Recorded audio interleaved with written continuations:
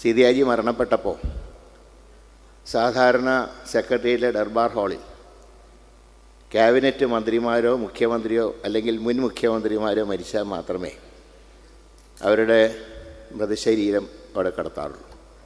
സീതിയാജിക്ക് വേണ്ടി ഒരു പ്രത്യേക നിയമം ശ്രീ കെ കരുണാകരൻ ഉണ്ടാക്കി. ക്യാബിനറ്റ് റാങ്കുള്ള ചീഫ് വിപ്പിനെ അദ്ദേഹത്തിൻ്റെ ഭൗതിക ശരീരം ദർബാർ ഹാളിൽ കടത്താൻ വേണ്ടി സ്പെഷ്യൽ ഓർഡർ ഉണ്ടാക്കിയതും ശ്രീ കെ കരുണാകരൻ. അത്രയ്ക്ക് വലിയ ബന്ധമായിരുന്നു അവർ തമ്മിൽ. അതുകൊണ്ട് തന്നെയാണ് നേരത്തെ ബഷീർ പറഞ്ഞത്, എൻ്റെ പിതാവ് കരഞ്ഞത് ഇന്ദിരാഗാന്ധിയും അതുപോലെ തന്നെ എൻ്റെ അമ്മയും മരിച്ചതിന് ശേഷമാണ് കരഞ്ഞതെങ്കിൽ സീതിയായിട്ടുള്ള അവസാനത്തെ കൂടിക്കാഴ്ചയിലാണ് ശ്രീ കെ കരുണാകരൻ കരഞ്ഞു പോയത്. ഞാൻ മരിച്ചു കഴിഞ്ഞാൽ എൻ്റെ കുടുംബത്തിൻ്റെ സ്ഥിതി എന്നൊക്കെ പറഞ്ഞ് സീതിയായി പറഞ്ഞപ്പോൾ ആ സമയത്താണ് കെ കരുണാകരൻ അറിയാതെ കരഞ്ഞു പോയത്. അത്രയും നല്ല ഒരു ബന്ധമായിരുന്നു. ആദ്യമായി തന്നെ ശ്രീ ബഷീറിനെ അഭിനന്ദിക്കുകയാണ് ഇത്രയും നല്ലൊരു സദസ്സ് ഇവിടെ സജ്ജീകരിച്ചത്. ഇവിടെ എല്ലാവരും സീതിയാജിയെക്കുറിച്ച് ചുരുങ്ങിയ വാചകങ്ങളിലാണെങ്കിലും ഒരുപാട് കാര്യങ്ങൾ ഇവിടെ സൂചിപ്പിക്കുകയുണ്ടായി. ഞാൻ അദ്ദേഹത്തിൻ്റെ പ്രസംഗങ്ങൾ, സഭയിൽ നടത്തിയ പ്രസംഗങ്ങളും പുറത്ത് നടത്തിയ പ്രസംഗങ്ങളൊക്കെ ധാരാളം കേട്ട് ആസ്വദിച്ചിട്ടുള്ള ഒരാളാണ്. പക്ഷെ അദ്ദേഹത്തിൻ്റെ ഓർക്കുമ്പോൾ എൻ്റെ മനസ്സിൽ അവസാനത്തെ കൂടിക്കാഴ്ചയാണ് മനസ്സിൽ ഓർമ്മ വരുന്നത്. അത് എല്ലാവരെയും പൊട്ടിച്ചിരിപ്പിച്ച സീതിയാജി ആയിരുന്നില്ല. 91 ഇലക്ഷൻ കഴിഞ്ഞ് കോൺസ്റ്റിറ്റ്യുവൻസിയിലൊക്കെ ഒരു ഓട്ടപ്രദക്ഷിണം കഴിഞ്ഞ് ലീഗ് ഹൗസിലൊന്ന് കയറാമെന്ന് വിചാരിച്ച് ഞാൻ വരുമ്പോൾ അവിടെ സീതിയാജി ഒറ്റയ്ക്കിരിക്കുകയാണ്. അപ്പോൾ എന്നെ കണ്ടോടനെ പറഞ്ഞു, മുരളി വാ ഇരിക്കുക, ഞാൻ എന്ത് വന്നാലും നിങ്ങൾ ജയിച്ചിരിക്കുമെന്നൊരു മാർക്സിസ്റ്റുകാരനോട് ഇന്നലെ ബെറ്റടിച്ചാണ്. അങ്ങനെ പറഞ്ഞ് എന്നെ അടുത്തിരുത്തി. അപ്പോൾ ഞാൻ പതുക്കെ സംഭാഷണത്തിൻ്റെ ഇടയിൽ ചോദിച്ചു, അസുഖം എങ്ങനെയുണ്ട്? എന്നോട് പറഞ്ഞു, ഡോക്ടർമാർ പറഞ്ഞിട്ടുള്ളത് ഒരു സിഗരറ്റ് പോലും ഇനി വലിക്കരുതെന്ന്.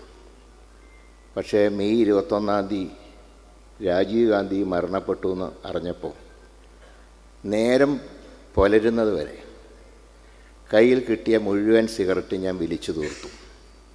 അങ്ങനെ ഒരു രാത്രി മുഴുവൻ സിഗരറ്റ് വലിച്ചുകൊണ്ടാണ് രാജീവ് ഗാന്ധിയുടെ ദുഃഖം അദ്ദേഹം പങ്കിട്ടത്.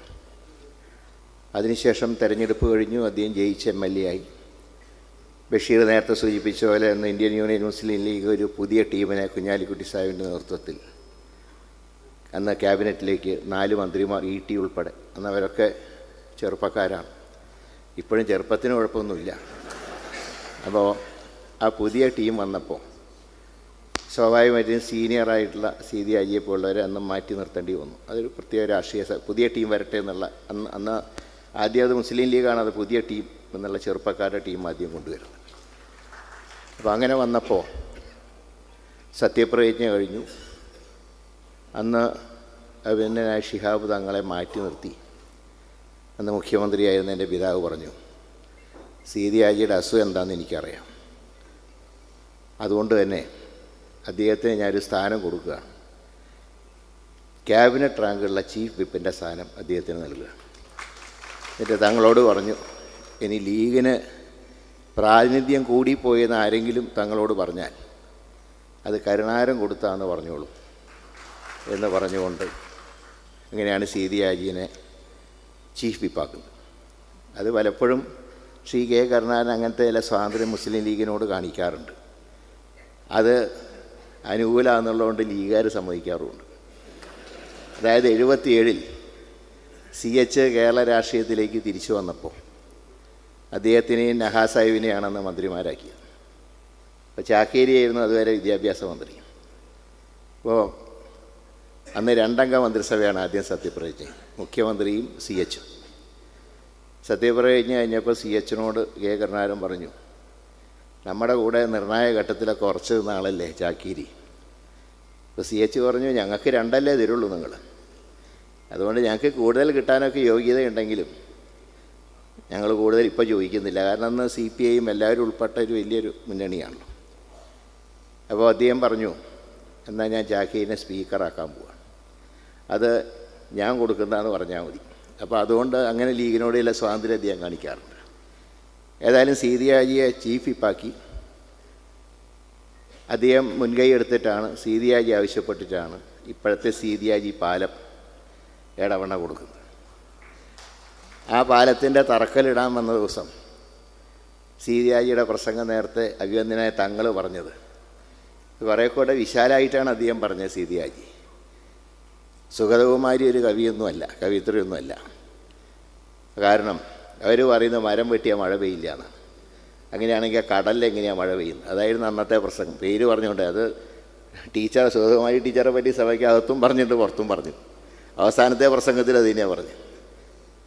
സീതിയാജി മരണപ്പെട്ടപ്പോൾ സാധാരണ സെക്രട്ടേറിയറ്റിലെ ദർബാർ ഹാളിൽ ക്യാബിനറ്റ് മന്ത്രിമാരോ മുഖ്യമന്ത്രിയോ അല്ലെങ്കിൽ മുൻ മുഖ്യമന്ത്രിമാരോ മരിച്ചാൽ മാത്രമേ അവരുടെ മൃതശരീരം അവിടെ കടത്താറുള്ളൂ. സീതിയാജിക്ക് വേണ്ടി ഒരു പ്രത്യേക നിയമം ശ്രീ കെ കരുണാകരൻ ഉണ്ടാക്കി. ക്യാബിനറ്റ് റാങ്കുള്ള ചീഫ് വിപ്പിനെ അദ്ദേഹത്തിൻ്റെ ഭൗതിക ശരീരം ദർബാർ ഹാളിൽ കടത്താൻ വേണ്ടി സ്പെഷ്യൽ ഓർഡർ ഉണ്ടാക്കിയതും ശ്രീ കെ കരുണാകരൻ. അത്രയ്ക്ക് വലിയ ബന്ധമായിരുന്നു അവർ തമ്മിൽ. ഒരു ഘടകകക്ഷി നേതാവ് എന്നുള്ള നിലയിലല്ല, ഒരു സഹോദരൻ എന്നുള്ള നിലയിലാണ് കെ കരുണാകരന് സീതിയാജിയോടുണ്ടായത്. അതുകൊണ്ട് തന്നെയാണ് നേരത്തെ ബഷീർ പറഞ്ഞത്, എൻ്റെ പിതാവ് കരഞ്ഞത് ഇന്ദിരാഗാന്ധിയും അതുപോലെ തന്നെ എൻ്റെ അമ്മയും മരിച്ചതിന് ശേഷമാണ് കരഞ്ഞതെങ്കിൽ സീതിയാജിയായിട്ടുള്ള അവസാനത്തെ കൂടിക്കാഴ്ചയിലാണ് ശ്രീ കെ കരുണാകരൻ കരഞ്ഞു പോയത്. ഞാൻ മരിച്ചു കഴിഞ്ഞാൽ എൻ്റെ കുടുംബത്തിൻ്റെ സ്ഥിതി എന്നൊക്കെ പറഞ്ഞ് സീതിയാജി പറഞ്ഞപ്പോൾ ആ സമയത്താണ് കെ കരുണാകരൻ അറിയാതെ കരഞ്ഞു പോയത്. അത്രയും നല്ല ഒരു ബന്ധമായിരുന്നു. ഇവിടെ ശ്രീമാൻ ഇ പി ജയരാജൻ പറഞ്ഞതുപോലെ ഇതുപോലുള്ള നേതാക്കന്മാരുടെ സഭയിലെ പ്രസംഗങ്ങളും കാര്യങ്ങളും വരും തലമുറ അറിഞ്ഞിരിക്കണം. കാരണം എന്തൊക്കെ രാഷ്ട്രീയ അഭിപ്രായ വ്യത്യാസങ്ങളുണ്ടെങ്കിലും മനുഷ്യത്വപരമായിട്ടുള്ള സമീപനം അത് ഈ കാലഘട്ടത്തിൽ പ്രത്യേകിച്ച് അതിന് പ്രസക്തിയുണ്ട്. ഇതിന് മുൻകൈയെടുത്ത ബഷീറിനെയും അതിന് സഹായിച്ച എല്ലാവരെയും അഭിനന്ദിച്ചുകൊണ്ട് സീതിയാജിയുടെ പാവനസ്മരണയ്ക്ക് മുമ്പിൽ ആദരാഞ്ജലി അർപ്പിച്ചുകൊണ്ട് ഞാൻ എൻ്റെ വാക്കുകൾ അവസാനിപ്പിക്കുന്നു. നമസ്കാരം.